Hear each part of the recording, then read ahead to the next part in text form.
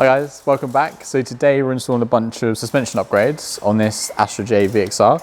So starting off with the coilovers, we've got the BILSTEIN B14 coilovers. So these are ride height adjustable but non-damping adjustable. So these will replace the factory electronic dampers. And then to blank out the light that basically illuminates, because we replace the electronic dampers with more passive dampers, we've got the KW EDC delete modules as well. So you just plug into the factory connectors and the dash light for that won't come on. And then moving on to some of the bushes, got Powerflex handling kit here. So we've got the front and rear engine mount bushes. So that will stop the engine from rocking front and backwards. So improves the response to the engine. And then also we've got all of the front bushes and then the rear beam bushes here as well.